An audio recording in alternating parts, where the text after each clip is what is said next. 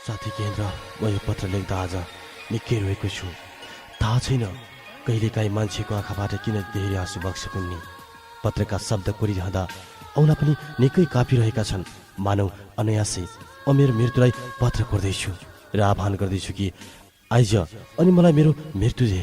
म जीवनदेखि अगाइसकेँ, तर तिमी मेरो मुटु हौ। अझ भनौ त्योभन्दा पनि प्रिय छौ, जुन प्रियतमलाई म कसैसँग पनि तुलना गर्न सक्दिनँ। म तिमीलाई सायद हदभन्दा नि धेरै माया गर्छु, सायद एउटा प्रेमीलाई गर्ने भन्दा नि धेरै। तिमी त्यसलाई स्वीकार या नस्वीकार, तर मेरो हृदयको मायालाई कसैले छेकेर छेकिन्न। तिमीले त्यसलाई अस्वीकार गरे पनि हृदयमा त्यसको कमी हुँदैन। यद्यपि तिमी त्यसो गर्दिनौ, किनकि तिमी पनि मलाई माया गर्छौ। खै किन अनि कसरी म तिमीलाई यति धेरै माया गर्ने भए? प्रश्न आफूसँग सधैँ अनुत्तरित भएको छ। तिमीलाई सोध्ने हिम्मत पनि छैन मसँग, किनकि प्रश्न तिमीभित्र पनि नाचिरहेकै होला।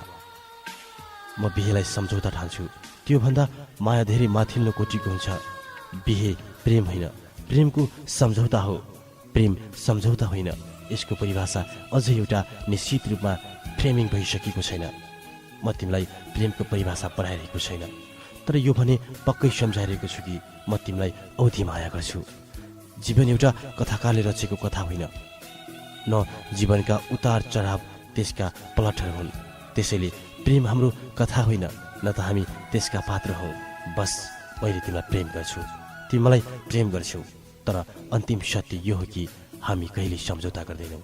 यो प्रेममा जिन्दगीका लागि एउटा कथाको प्लटभित्र पात्रहरू अनुबन्धित भए जस्तै तिमी जिन्दगीभित्र गुम्सिन चाहन्नौ, हामी जीवन्त पनि प्रेम गरिरहन्छौँ।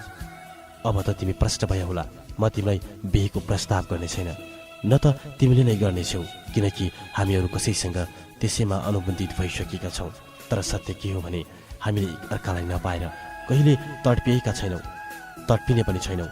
यी हाम्रा शरीर हामीले अर्काका लागि भागभन्डा पनि गर्ने छैनौँ। हामी विवाहित। तिमी तिम्रो पतिसँग हाँस्नुपर्छ, मैले पनि मेरो श्रीमतीलाई उसले जत्तिकै माया दिनुपर्छ।